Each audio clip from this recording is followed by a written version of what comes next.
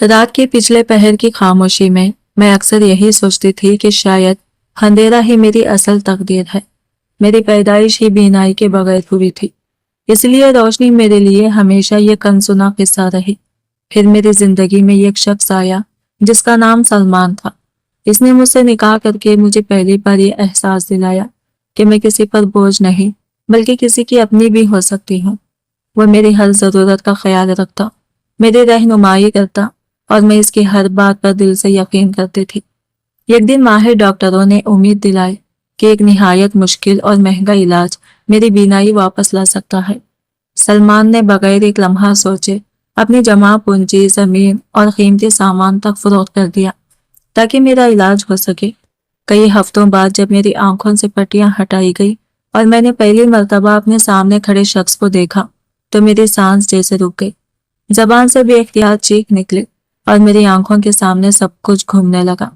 जिस चेहरे को मैं बरसों से अपने शौहर का तस्वुर करती रही थी, हकीकत इससे कहीं ज्यादा पेचीदा थी और मेरी नई जिंदगी का आगाज एक ऐसे राज से होने वाला था जिसका मैंने कभी ख्वाब भी नहीं देखा था।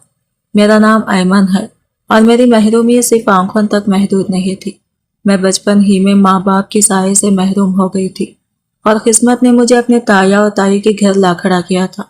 वो मुझे अपने साथ जरूर रखते थे, मगर इस एहसास के साथ जैसे किसी नागुजर जिम्मेदारी को घसीट रहे हो।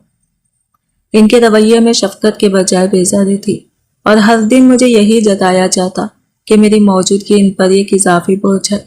मेरे लिए दुनिया आवाज़ों, खुशबुओं और हर लम्स से बनी हुई थी, लेकिन इन आवाज़ों में मोहब्बत कम और तानों की गूंज ज़्यादा सुनाई देती थी। एक सुबह हस्बे मामूल में पानी का गिलास उठाने लगी तो वो मेरे हाथ से फिसलकर जमीन पर जा गिरा। शीशे की टूटने की आवाज़ अभी फिजा में गूंज ही रही थी कि ताई की सख्त आवाज़ बिजली बनकर मुझ पर गिरी। वो गुस्से से मेरा बाजू खींचते हुए बोली, कितनी बार समझाया है कि जब तुम्हें कुछ नजर नहीं आता तो हर चीज को हाथ लगाने की क्या जरूरत है। हर रोज कोई ना कोई नुकसान कर देती हो। इनके लहजे में ऐसी तलखी थी कि मेरा पूरा वजूद लरज उठा। मैं खामोशी से एक तरफ सिमट गई क्योंकि मुझे मालूम था कि अब इल्जाम, ताने और जिल्लत का एक और तवील सिलसिला शुरू होने वाला है। वो गुस्से में टूटा हुआ शीशा समेटते हुए कहने लगी, तुम्हारे माँ बाप तो दुनिया से चले गए, मगर ये मुसीबत हमारे हिस्से में छोड़ गए। ना सुकून से जीने देती हो, ना घर का कोई काम ठीक से होने देती हो।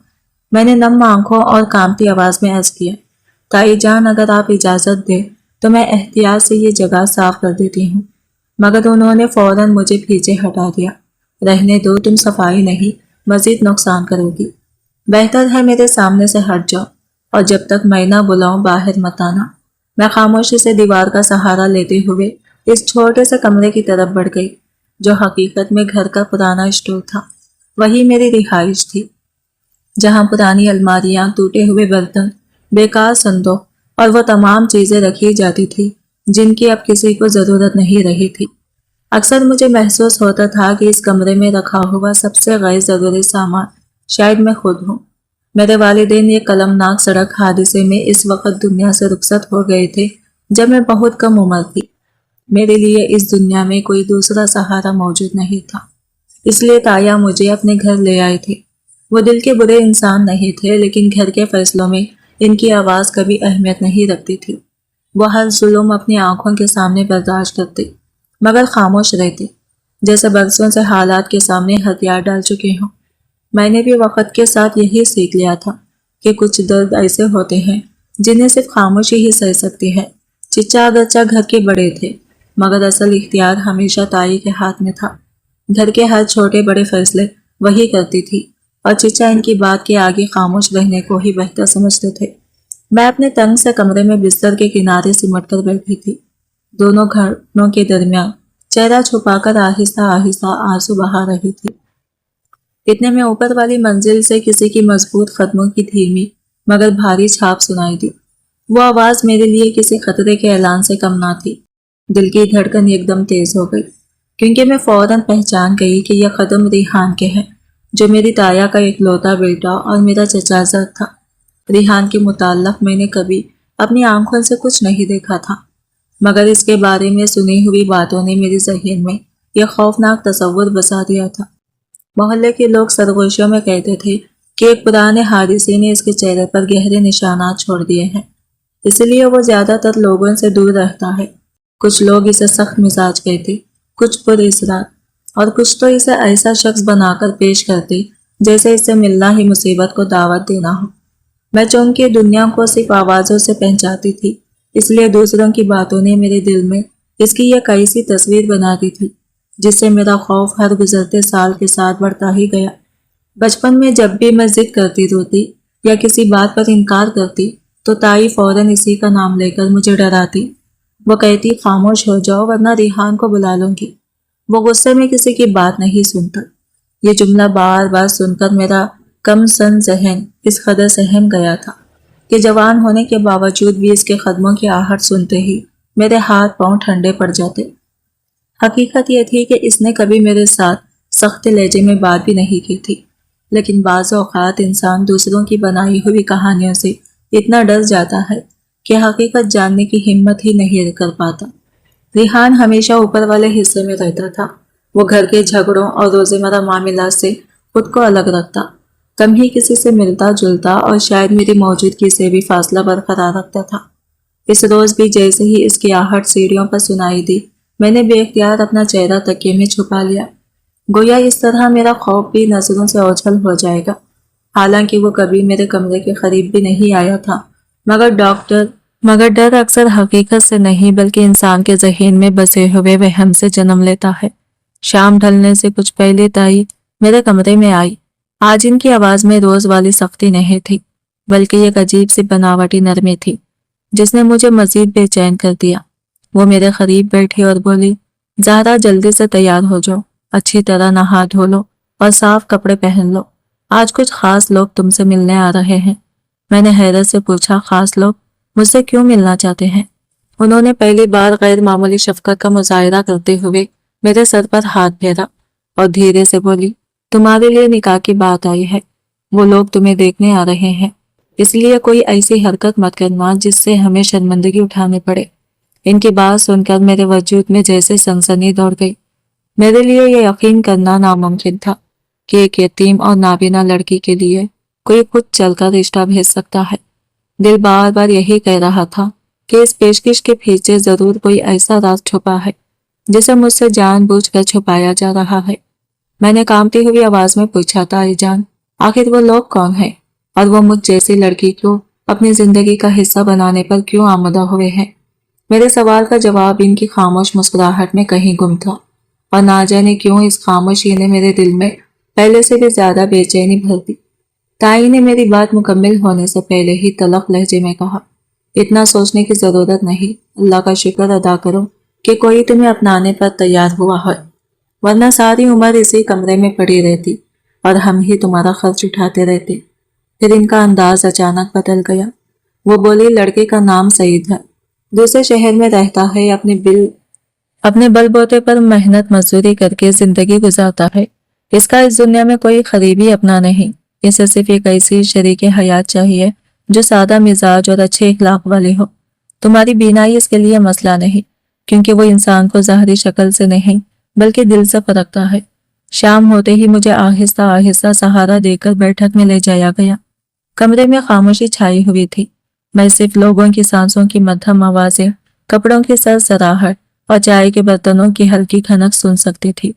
اندازہ ہوا کہ سامنے دو مہمان بیٹھے تھے، ایک نوجوان جو شاید سعید تھا اور اس کے ساتھ ایک عمر رسیدہ شخص جو غالباً اس کا سرپرست یا کوئی قریبی عزیز تھا۔ تائی حسب معمول میری خوبیاں اس انداز سے بیان کر رہی تھی جیسے کسی چیز کی قیمت بڑھانے کی کوشش کر رہی ہو۔ وہ کہہ رہی تھی، ہماری بیٹی نہایت بردبار اور سلیقہ شار ہے، آنکھوں کی کمزوری کے باوجود گھر کے زیادہ تر کام خود سنبھال لیتی ہیں اور کبھی کسی پر بوجھ نہیں بنتی۔ میں دل ہی دل میں اللہ سے یہی دعا مانگ رہی تھی کہ کاش یہ لوگ انکار کر دیں۔ میرا دل کسی انجانے اندیشے میں گھرا ہوا تھا۔ میں نہیں جانتی تھی کہ سامنے بیٹھا شخص کیسا ہوگا، اس کی طبیعت کیسی ہوگی اور میری آنے والی زندگی میرے لیے رحمت ثابت ہوگی یا ایک نیا امتحان۔ چند لمحوں بعد پہلی بار اس نوجوان کی آواز میرے کانوں تک پہنچی۔ اس کے لہجے میں نرمی، وقار اور غیر معمولی سنجیدگی تھی۔ اس نے آہستہ سے کہا، زہرا صاحبہ، میں صرف ایک بات جاننا چاہتا ہوں، اگر یہ رشتہ آپ کی مرضی کے خلاف ہے تو بلا جھجک بتا دیجیے، میں کسی پر اپنی خواہش مسلط نہیں کرنا چاہتا۔ اس کے الفاظ سن کر میں چند لمحوں کے لیے خاموش رہ گئی۔ کسی اجنبی مرد نے پہلی بار میری رائے جاننے کی کوشش کی تھی۔ میں بے اختیار تائی کی سمت متوجہ ہوئی۔ اگرچہ میں انہیں دیکھ نہیں سکتی تھی، مگر ان کی خاموش موجودگی اور بے صبری کو بخوبی محسوس کر سکتی تھی۔ مجھے اندازہ تھا کہ وہ میرے منہ سے صرف ایک ہی جواب سننا چاہتی ہے۔ میں نے دھیمی اور لرزتی ہوئی آواز میں کہا، میرے بڑے جو فیصلہ کریں گے میں اسے قبول کر لوں گی۔ میرا جواب سنتے ہی تائی کے چہرے پر اطمینان پھیل گیا۔ وہ فوراً خوشی اظہار میں مصروف ہو گئی، مٹھائی منگوانے اور جلد تاریخ طے کرنے کی باتیں کرنے لگی۔ مجھے صاف محسوس ہو رہا تھا کہ وہ اس رشتے کو جلد از جلد انجام تک پہنچانا چاہتی ہیں، جیسے ان کی کھندون سے کوئی پرانا بوجھ اترنے والا۔ یوں چند ہی لمحوں میں نکاح کی بات طے ہو گئی اور اگلے ہفتے کی تاریخ مقررہ کر دی گئی۔ ان دنوں یہ عجیب بات بار بار میرے ذہن میں کھٹکتی رہی۔ ریحان کی آہٹ، جس سے میں ہمیشہ خوف زدہ رہتی تھی، کئی دنوں سے سنائی ہی نہیں دی تھی۔ وہ اکثر رات گئے گھر آتا تھا اور اس کے قدموں کی چھاپ پورے گھر میں گونجتی تھی، مگر اب جیسے وہ اچانک غائب ہو گیا تھا۔ آخر ایک دن میں نے ہمت کر کے تائی سے پوچھ لیا، کیا ریحان بھائی کو میری شادی کے بارے میں معلوم ہے؟ وہ فوراً ناگواری سے بولی، تمہیں اس کا خیال اچانک کیوں آ گیا؟ وہ اپنے معاملات میں مگن رہتا ہے، اسے تمہاری زندگی سے کوئی دلچسپی نہیں۔ ویسے بھی وہ برسوں سے لوگوں سے کٹ کر رہتا ہے، نہ کسی کی خوشی میں شریک ہوتا ہے نہ کسی کے غم میں۔ ان کے جواب نے میرے دل میں عجیب سی کیفیت پیدا کر دی۔ ایک طرف سکون تھا کہ شاید وہ میری شادی میں موجود نہیں ہوگا، دوسری طرف نہ جانے کیوں پہلی بار میرے دل میں یہ سوال بھی پیدا ہوا کہ کیا واقعی وہ اتنا ہی خوفناک انسان ہے جتنا برسوں سے مجھے بتایا جاتا رہا ہے، یا اس کے بارے میں سنی ہوئی ہر بار صرف ایک ادھوری کہانی تھی۔ چند ہی دن بعد نکاح کے دن آ پہنچا۔ نہ گھر میں زیادہ رونق تھی نہ کوئی خاص تیاری، چند قریبی لوگ خاموشی سے آتے جاتے رہے۔ تائی نے ہر خرچ کو ضرورت سے زیادہ سمجھتے ہوئے تقریب کو انتہائی سادہ رکھا، گویا وہ خوشی منانے سے زیادہ ایک ذمہ داری سے جلد از جلد فارغ ہونا چاہتی تھی۔ لیکن مجھے کیا معلوم تھا کہ اسی خاموش نکاح کے ساتھ میری زندگی کا سب سے حیران کن باب شروع ہونے والا ہے۔ رخصتی کے وقت مجھے ایک پرانا مگر صاف ستھرا لباس پہنا دیا گیا۔ اندازہ ہو رہا تھا کہ وہ کبھی کسی اور کا رہا ہوگا، لیکن میرے لیے اس کی کوئی اہمیت نہیں تھی۔ میں نے تو کبھی رنگ دیکھے ہی نہیں تھے، اس لیے نئے اور پرانے کپڑوں میں فرق کرنا میری بس کی بات نہیں تھی۔ نکاح کے وقت جب قاضی صاحب نے میری رضامندی پوچھی تو چند لمحوں کے لیے میری سانسیں جیسے رک گئے۔ دل بے اختیار دھڑک رہا تھا، کیونکہ میں اپنی پوری زندگی ایک ایسے دروازے کے پیچھے چھوڑنے جا رہی تھی جہاں صرف محرومیاں تھی، اور ایک ایسی راہ پر قدم رکھ رہی تھی جس کا انجام میرے لیے بالکل انجان تھا۔ آخرکار میں نے دھیمی آواز میں قبول ہے کہہ دیا۔ انہی دو لفظوں کے ساتھ میری قسمت کا ایک باب ہمیشہ کے لیے بند ہو گیا، جبکہ ایک نئی کہانی خاموشی سے میرا انتظار کرنے لگی، جس میں خوشیاں لکھی تھی یا آزمائشیں، اس کا علم صرف اللہ کو تھا۔ رخصتی کے وقت تائی کی آنکھوں میں آنسو نہیں تھے، ان کے چہرے پر ایک عجیب سا اطمینان تھا، جیسے برسوں سے اٹھایا ہوا کوئی بوجھ آخرکار ان کے کندھوں سے اتر گیا ہو۔ سعید خاموشی سے مجھے گاڑی تک لے گیا اور ہم شہر سے دور اس کے گھر کی طرف روانہ ہو گئے۔ پورے سفر میں نہ اس نے کوئی ضروری بات کی اور نہ میں نے خاموشی توڑنے کی ہمت کی، مگر اس کی خاموشی میں سرد مہری نہیں بلکہ احترام اور تحفظ کا احساس تھا۔ مجھے پہلی بار محسوس ہوا کہ ہر خاموش انسان خوفناک نہیں ہوتا۔ کافی دیر بعد گاڑی رکی تو اس نے آہستہ سے کہا، زارا ہم اپنے گھر پہنچ گئے ہیں۔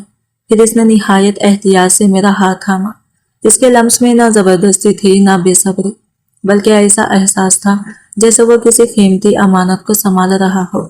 اس ایک لمحے نے میرے دل کے کئی خوف کم کر دیے۔ مجھے یوں لگا جیسے برسوں بعد پہلی بار کسی نے مجھے کمزور نہیں بلکہ قابل احترام انسان سمجھا ہو۔ گھر میں داخل ہوتے ہی مجھے ماحول کی خاموشی نے حیران کر دیا۔ یہاں نہ ہر وقت ڈانٹنے والی آوازیں تھی، نہ قدموں کی وہ چھاپ جس سے میرا دل دہل جاتا تھا۔ فضا میں ایک عجیب سا سکون بکھرا ہوا تھا۔ سعید مجھے آہستہ آہستہ کمرے تک لے گیا اور بستر پر بٹھا کر نرم لہجے میں بولا، یہ اب تمہارا گھر ہے، یہاں تمہیں کسی سے خوف زدہ ہونے کی ضرورت نہیں۔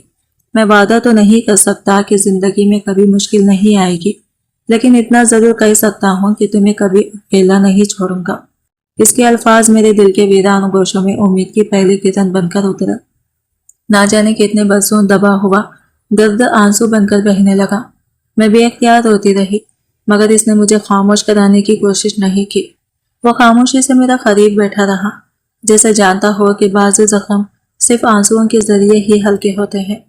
اس وقت مجھے کیا معلوم تھا کہ میری زندگی میں داخل ہونے والا یہ شخص صرف ایک سادہ مزدور نہیں، بلکہ اپنے ماضی کا ایسا راز دل میں دفن کیے بیٹھا ہے جو ایک دن میری پوری دنیا بدل دے گا۔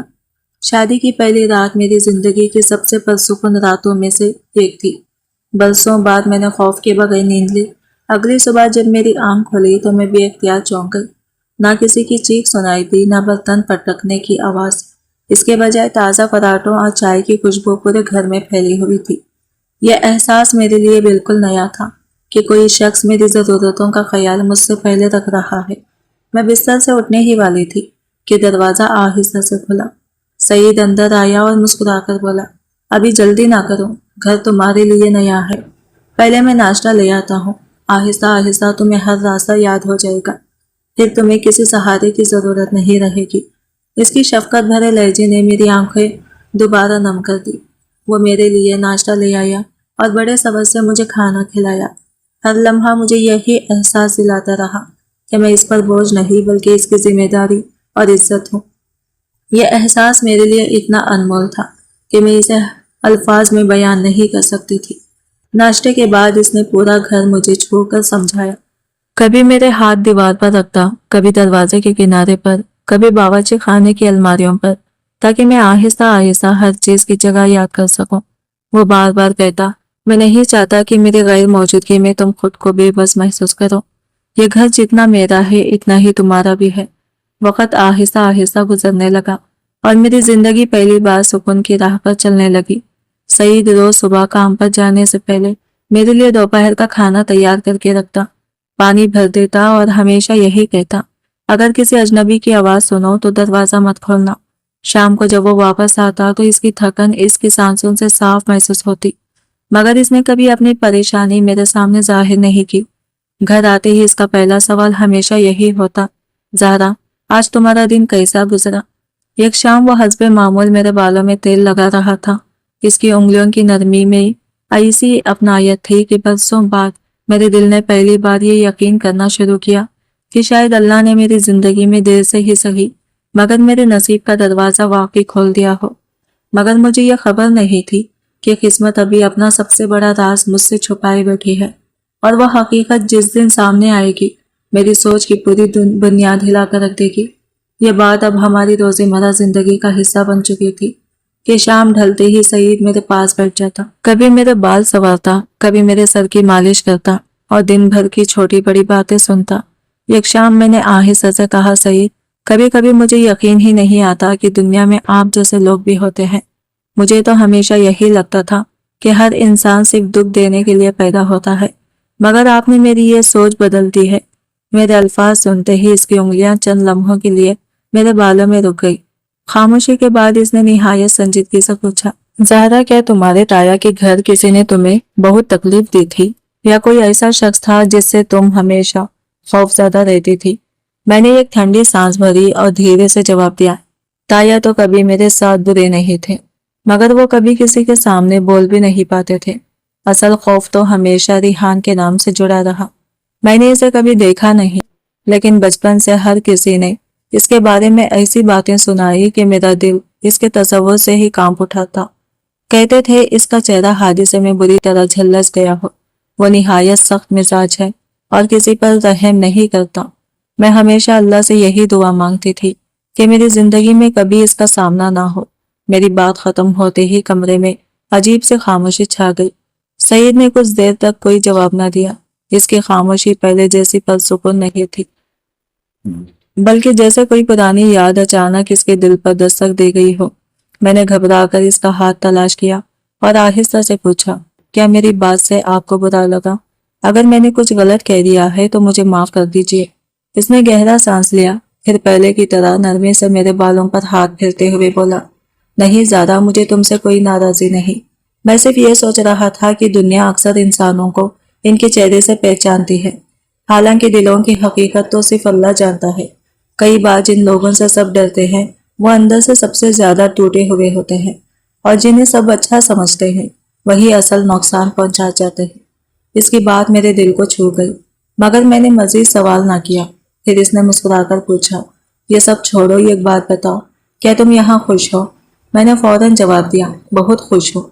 इतने खुश कि कभी कभी डर लगता है कि कहीं यह सब एक ख्वाब ना हो। वह हल्का सा हंसा और बोला, फिर भी लगता है जैसे तुम्हारे दिल में कोई अधूरी ख्वाहिश बाकी है।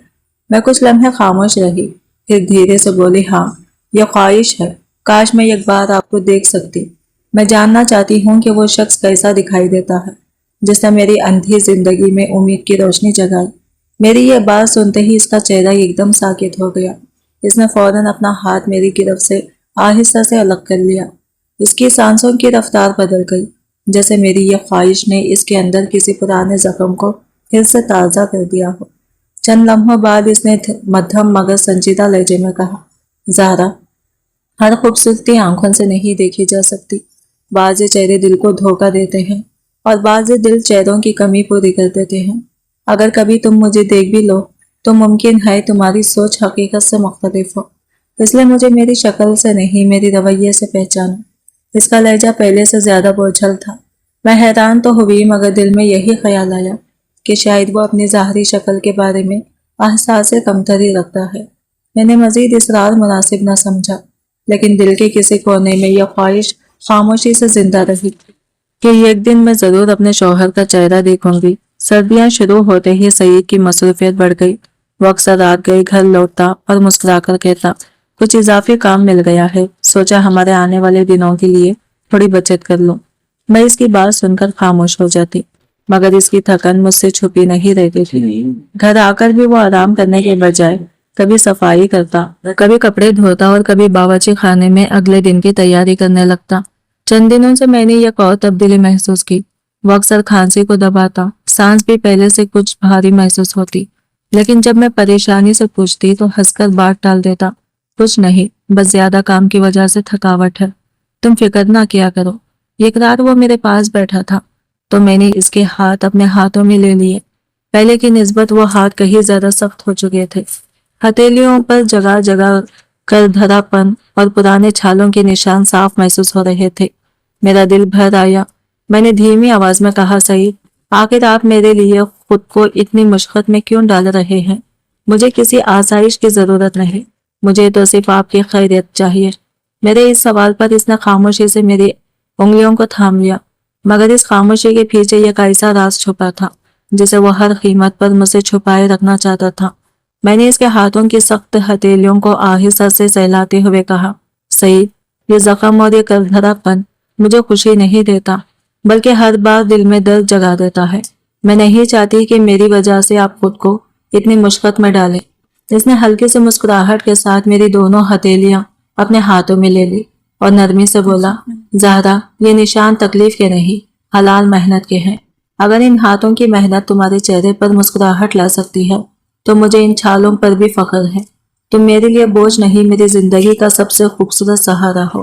इसकी बात सुनकर मेरी आंखें नम हो गई, मगर चंद ही लम्हों बाद मेरे सर में अचानक शदीद दर्द उठा। ऐसा महसूस हुआ जैसे किसी ने कन पट्टियों को मजबूती से जकड़ लिया हो। दर्द इस कदर बढ़ गया कि मुझे बैठना भी मुश्किल लगने लगा। सईद एक लम्हा भी जाया किए बगैर मुझे शहर के बड़े हॉस्पिटल ले गया। वहां मुख्तलिफ मायने हुए, कई टेस्ट किए गए और माहिर डॉक्टर ने काफी देर तक मेरी हालत का बगौर जायजा लिया। आखिरकार डॉक्टर ने रिपोर्ट मेज पर रखते हुए संजीदा लहजे में कहा, उम्मीद अभी खत्म नहीं हुई, आंखों के कुछ आसाब अब भी फौल हैं।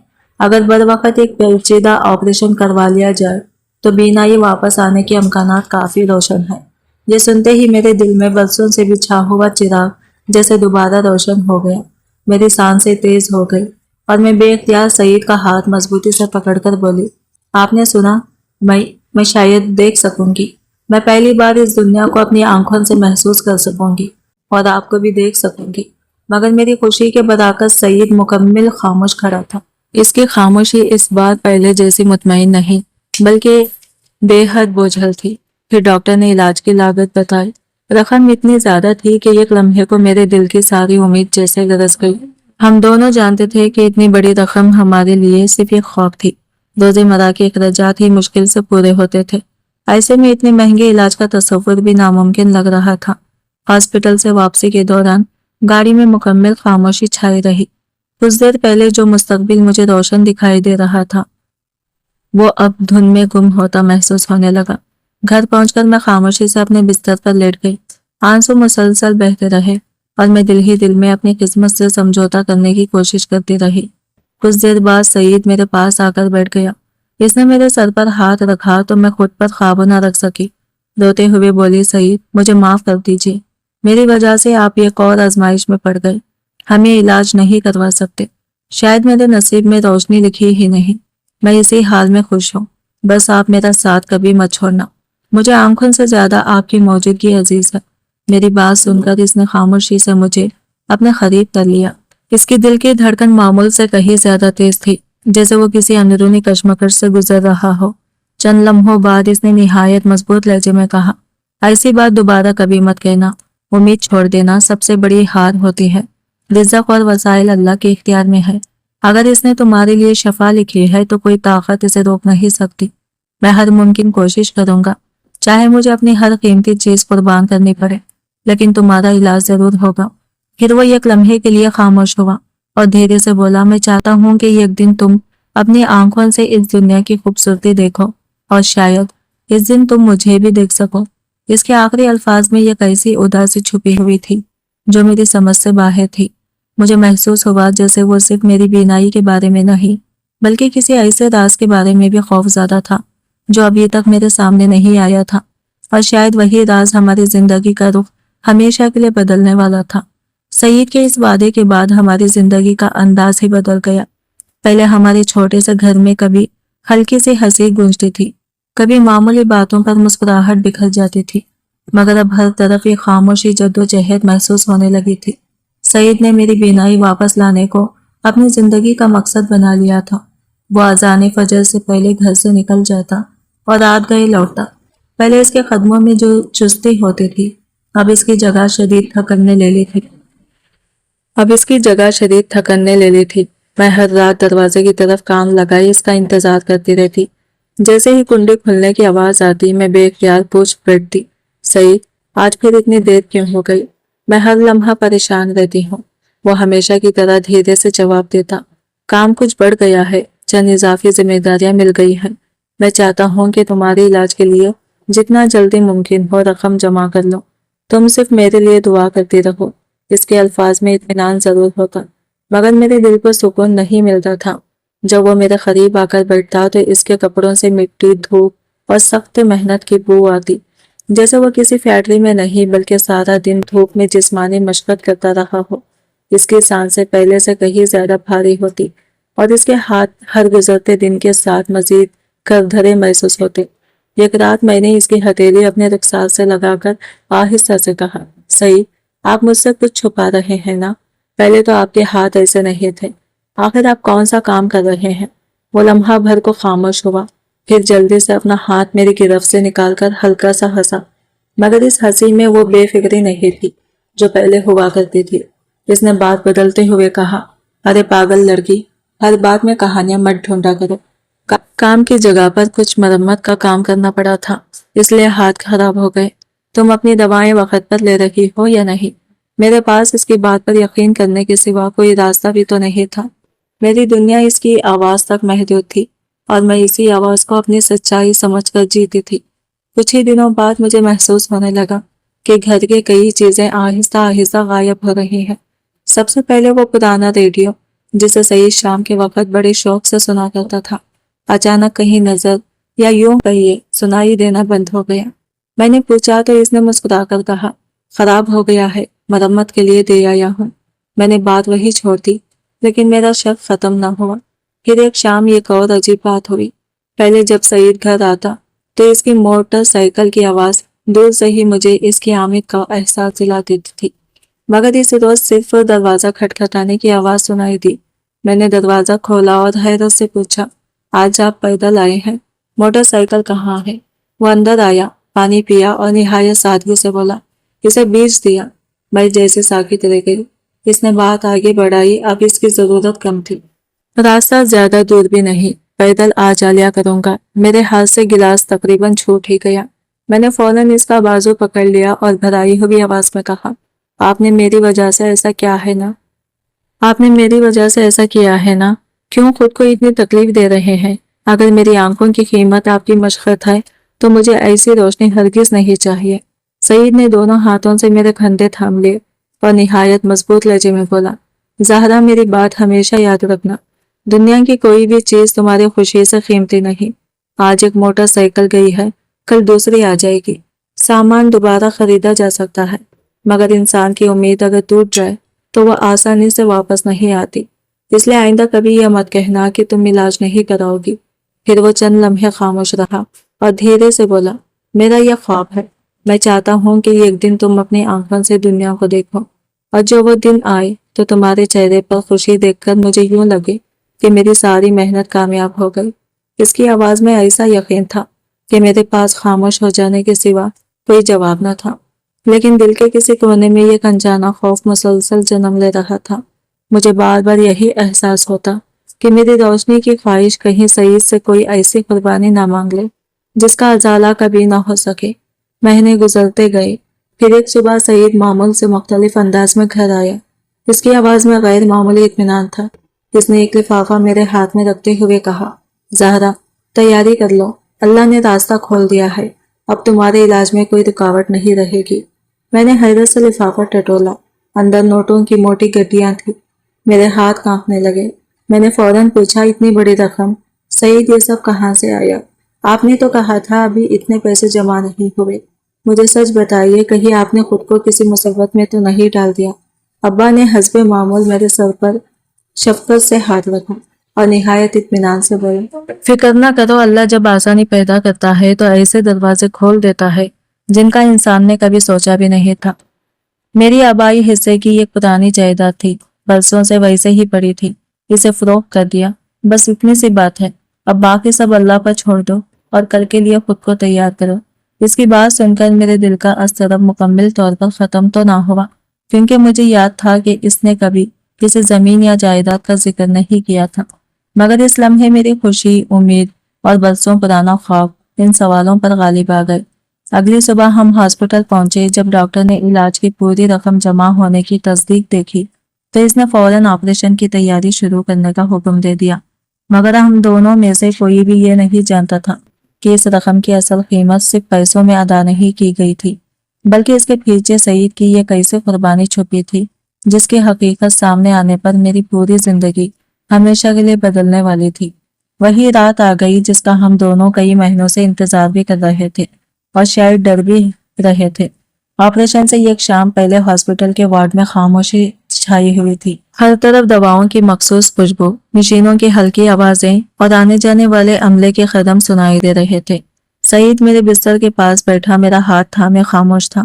اس کی گرفت میں ہمیشہ کی طرح حوصلہ تو تھا، مگر آج اس کے ہاتھ معمول سے زیادہ ٹھنڈے محسوس ہو رہے تھے۔ کافی دیر بعد اس نے اچانک میرا ہاتھ ذرا مضبوطی سے پکڑا اور دھیمی آواز میں بولا، زہرا، کل جب تمہاری آنکھوں کی پٹیاں کھلیں گی تو تم پہلی بار اس دنیا کو دیکھو گی، آسمان، درخت، رنگ، چہرے، سب کچھ۔ لیکن اگر اس لمحے تمہیں میں ویسا نہ لگوں جیسا تم نے اپنے دل میں سوچ رکھا ہے تو کیا ہوگا؟ میں بے اختیار مسکرا دی۔ آپ بھی عجیب باتیں کرتے ہیں، مجھے آپ کی شکل سے کیا لینا؟ آپ وہ انسان ہیں جس نے مجھے جینا سکھایا ہے۔ مگر اس نے میری بات مکمل ہونے سے پہلے ہی آہستہ سے کہا، نہیں، میری بات غور سے سنو۔ اگر میرے چہرے پر وقت کے نشانات ہوں، اگر میں تمہاری سوچ سے مختلف نظر آؤں، اگر میری صورت تمہیں اچھی نہ لگے تو کیا تم پھر بھی میرے ساتھ اسی محبت سے رہ سکو گی؟ اس کی آواز میں چھپا خوف اس رات پہلے سے کہیں زیادہ واضح تھا۔ میں نے دونوں ہاتھوں سے اس کا ہاتھ تھاما اور نہایت سنجیدگی سے کہا، سعید، میری آنکھیں شاید کبھی دیکھ نہ سکیں، مگر میرا دل ہمیشہ دیکھتا آیا ہے۔ میں نے آپ کو آپ کے خلاف، آپ کی قربانی اور آپ کی محبت سے پہچانا ہے۔ انسان کا اصل حسن اس کی صورت میں نہیں بلکہ اس کے کردار میں ہوتا ہے۔ آپ جیسے بھی ہوں میرے لیے دنیا کے سب سے خوبصورت انسان رہیں گے۔ میری بات سن کر اس نے لمبی سانس لی، کچھ لمحے خاموش رہا، پھر بامشکل اتنا کہہ سکا، اللہ کرے تم اپنے ان لفظوں پر ہمیشہ قائم رہو۔ کیونکہ بعض حقیقتیں انسان کے تصور سے کہیں زیادہ بھاری ہوتی ہیں۔ اگلی صبح مجھے آپریشن تھیٹر لے جایا جانے لگا۔ دروازے تک پہنچ کر سعید نے میرا ہاتھ چھوڑا اور آہستہ سے بولا، میں باہر ہی ہوں، جب تک تم واپس نہیں آتی کہیں نہیں جاؤں گا۔ دروازہ بند ہونے تک میں اس کی دھیمی دعاؤں کی آواز سنتی رہی۔ پھر بے ہوشی کی دوا نے مجھے گہری نیند میں لے لیا۔ اللہ کے فضل سے آپریشن کامیاب رہا۔ جب مجھے دوبارہ وارڈ میں منتقل کیا گیا تو میری آنکھوں پر مضبوط پٹیاں بندھی ہوئی تھی۔ ڈاکٹر نے بتایا کہ 3 دن بعد انہیں کھولا جائے گا تاکہ آنکھیں مکمل طور پر سنبھل جائیں۔ وہ 3 دن میرے لیے صدیوں سے کم نہ تھے۔ میں ہر لمحہ سوچتی رہتی کہ پہلی نظر میں دنیا کیسی لگے گی، آسمان کا رنگ کیسے ہوگا، اور سب سے بڑھ کر سعید کی شکل کیسی ہوگی۔ ان 3 دنوں میں سعید ایک لمحے کے لیے بھی میرا ساتھ چھوڑ کر نہیں گیا۔ وہ اپنے ہاتھوں سے مجھے کھانا کھلاتا، دوائیاں دیتا، وقت پر پانی پلاتا اور پوری پوری رات میرے بستر کے پاس بیٹھا رہتا۔ کئی بار میری آنکھ اچانک کھل جاتی تو میں گھبرا کر پوچھتی، سعید آپ یہیں ہیں نا؟ وہ فوراً میرا ہاتھ تھام لیتا، ہاں میں تمہارے پاس ہی ہوں۔ لیکن اب اس کی آواز میں پہلی والی بے فکری باقی نہیں رہی تھی۔ اس میں یہ کیسی خاموش اداسی تھی جسے الفاظ چھپا نہیں پا رہے تھے۔ یوں لگتا تھا جیسے وہ کسی فیصلے کے انتظار میں کھڑا ہو جس کے بعد سب کچھ بدل جانا ہو۔ آخرکار وہ صبح آ گئی جس کا میں نے برسوں خواب دیکھا تھا۔ ڈاکٹر اور نرسیں کمرے میں موجود تھی۔ سعید چند قدم دور خاموش کھڑا تھا۔ میرا دل اتنی شدت سے دھڑک رہا تھا کہ مجھے اپنی سانسیں بھی سنائی دے رہی تھی۔ ڈاکٹر نے مسکراتے ہوئے کہا، زہرا اب ہم آہستہ آہستہ پٹیاں کھولیں گے۔ ابتدا میں روشنی چپ سکتی ہے، اس لیے گھبرائے گا نہیں۔ میں نے لرزتی ہوئی آواز میں پوچھا، کیا میں واقعی دیکھ سکوں گی؟ کیا میں اپنے شوہر کو پہلی بار دیکھ پاؤں گی؟ ڈاکٹر نے اعتماد سے جواب دیا، انشاءاللہ بالکل، وہ آپ کے سامنے ہی کھڑے ہیں۔ میں نے آنکھیں بند کر کے اللہ کا نام لیا اور خاموشی سے سر ہلا دیا۔ ایک ایک طے کھلتی گئی اور میرے دل کی دھڑکن تیز سے تیز ہوتی چلی گئی۔ تیز روشنی نے میری آنکھوں کو چند لمحوں کے لیے بند ہونے پر مجبور کر دیا۔ پھر میں نے آہستہ آہستہ پلکیں اٹھائی۔ شروع میں سب کچھ دھندلا تھا۔ سفید لباس پہنے ڈاکٹر اور نرسیں محض سایوں کی طرح دکھائی دے رہے تھے۔ آہستہ آہستہ منظر صاف ہونے لگا۔ رنگ اپنی اصل صورت میں نمایاں ہونے لگے، چہرے واضح ہونے لگے، لیکن میری نظریں کسی اور کو تلاش کر رہی تھی۔ میں نے بے چینی سے کمرے میں نظر دوڑائی۔ پھر دروازے کے قریب کھڑے ایک شخص پر میری نگاہ جا کر رک گئی۔ اس کے چہرے پر ایک پرانا جلنے کا گہرا نشان تھا۔ رنگ دھوپ سے سانولا ہو چکا تھا۔ مسلسل محنت نے اس کے چہرے پر وقت سے پہلے تھکن کی لکیریں کھینچ دی تھی، مگر اس کی آنکھوں میں ایسی بے لوث محبت، ایسا خوف اور ایسی دعا سمائی ہوئی تھی جو میں نے پہلے کبھی کسی انسان میں نہیں دیکھی تھی۔ اسی ایک لمحے میں میرے ذہن میں برسوں پہلے سنی ہوئی تمام کہانیاں بجلی کی طرح کون گئی۔ یہ چہرہ، یہ نشان، یہ آنکھیں، میرے ہونٹ بے اختیار کانپ اٹھے۔ یہ تو دل و دماغ میں ایک ہی نام گونج رہا تھا، ریحان۔ اور اسی لمحے مجھے احساس ہوا کہ میری زندگی کی سب سے بڑی سچائی ابھی میرے سامنے پوری طرح کھلنا باقی تھی، کیونکہ جس شخص کو میں برسوں تک ایک درندہ سمجھتی رہی، شاید وہی میری زندگی کا سب سے بڑا محسن تھا۔ میرے سامنے کھڑا انسان وہی تھا جس کے نام سے میرا بچپن خوف میں گزرا تھا۔ اس کے چہرے کا یہ قصہ پرانے حادثے کی وجہ سے بری طرح جھلس چکا تھا۔ رنگت بے ڈھنگی تھی اور آنکھوں میں یہ کیسی خاموش اداسی بسی ہوئی تھی جسے میں سمجھ ہی نہ سکی۔ میری عقل حقیقت کو قبول کرنے کے بجائے برسوں سے سنی ہوئی کہانیوں کی طرف دوڑ گئی۔ مجھے لگا جیسے میرے سارے ڈر ایک ساتھ میرے سامنے زندہ ہو کر کھڑے ہو گئے ہوں۔ میری سانس رکنے لگی، دل بے قابو ہو کر دھڑکنے لگا اور میرے وجود پر ایسی کپ کپی طاری ہوئی کہ میں خود کو سنبھال نہ سکی۔ اچانک میرے حلق سے ایک دل دہلا دینے والی چیخ نکلی۔ میں نے دونوں ہاتھ اپنے چہرے پر رکھ لیے اور پوری قوت سے چلائی، نہیں یہ نہیں ہو سکتا۔ سعید کہاں ہے؟ میرے شوہر کو میرے پاس لاؤ۔ یہ شخص یہاں کیوں کھڑا ہے؟ اسے فوراً یہاں سے لے جاؤ۔ میری آواز سن کر ڈاکٹر اور نرسیں گھبرا کر میری طرف دوڑی۔ وہ مجھے پرسکون کرنے کی کوشش کر رہے تھے، مگر میرا خوف میرے اختیار سے باہر ہو چکا تھا۔ میری آنکھوں نے پہلی بار جس چہرے کو دیکھا تھا، میرا ذہن اسے قبول کرنے سے صاف انکار کر رہا تھا۔ میں بار بار بے یقینی سے ادھر ادھر دیکھتی اور چیختی رہی، تم سب مجھ سے جھوٹ بول رہے ہو۔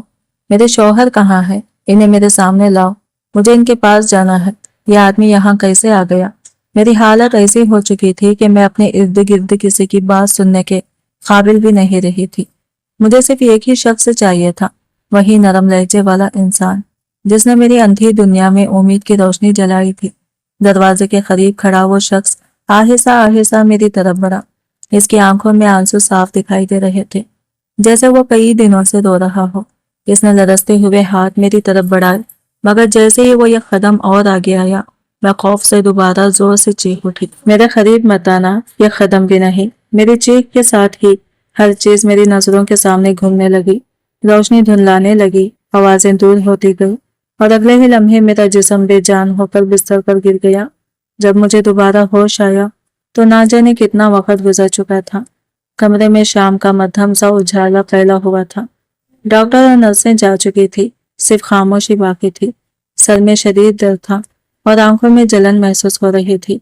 मैंने आहिस्ता से नजरें उठाई तो सामने रखी कुर्सी पर वही शख्स खामोश बैठा था। इसका सर झुका हुआ था, दोनों हाथ आपस में मजबूती से बंधे हुए थे और यूं लग रहा था जैसे वो कई घंटों से किसी हालत में बैठा किसी फैसले का इंतजार कर रहा हो। मेरे जागने की आहट सुनते ही वो फौरन सीधा हो गया।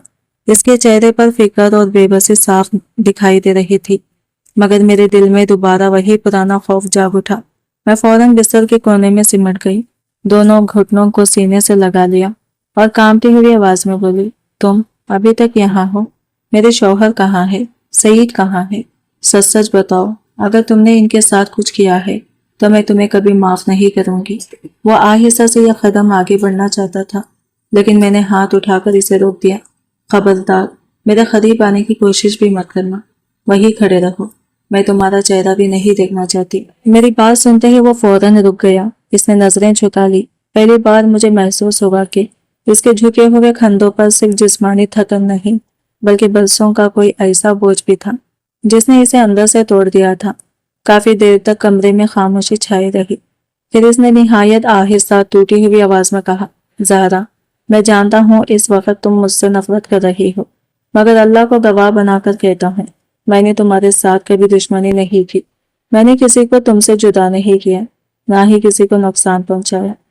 मैं सिर्फ ये कैसे सच से भागता रहा जिसे बताने की हिम्मत मुझ में कभी पैदा ना हो सकी। मैंने गुस्से और बेयकीनी से इसकी तरफ देखा और सख्त लहजे में कहा, फिर सईद कहाँ है? वो मेरे शौहर थे, वो कहाँ चले गए? उसने लरसते हुए होठों पर जबान फेरी, आंखें बंद की और जैसे अपने आप को मजबूत करने की कोशिश की। फिर इसकी आवाज काम गई, सईद कहीं नहीं गए, क्योंकि सईद और रिहान दो अलग इंसान नहीं है।